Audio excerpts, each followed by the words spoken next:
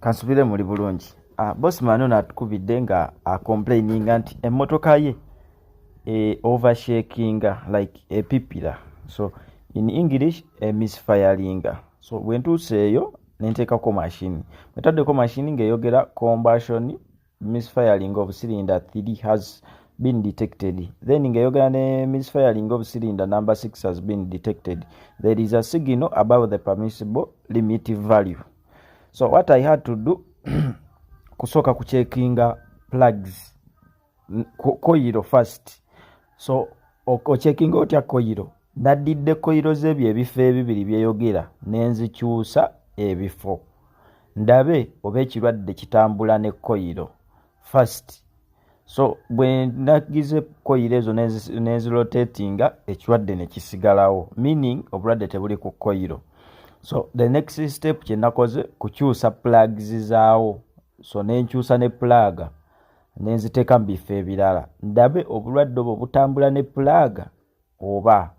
So nentambuza plug ezo era ekirwadde ne kisigalawo. Kyenadidde ekyokubiri so nga nina kufuna alternatives. Then alternatives endala ezibaawo waba wakyaliwo omanyi combustion take place walina obaawo amafuta walina obaawo plugs wabaawo ne spark. So ekyokubiri ekiddako kukyusa nozo. Ndabe nozo zino nga sinagenda mu computer oba kugenda ku kirala. By the way, before all that na testinze nendaba omuliro bagutuukawo. So omuliro gwadde gutuukawo gwa computer signal n'ogwa 12 ogwa battery. So nga toyina kyeweekwasa nti oba tewatuuka muliro ku coil ne ku nozo. So ekyokusatu ekyadde kiddako kukyusa kurotatinga nozzles ezo eza number 3 ne number 6 IC oba ekirwadde kitambula. So bwe nakyusiza nozzles eno then obulwadde ne butambula.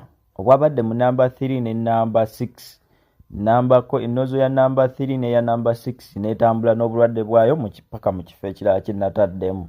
Meaning oba omaze kati nga mechanic oba engineer oba osanyuse ng'otegedde where the cause oba the problem is.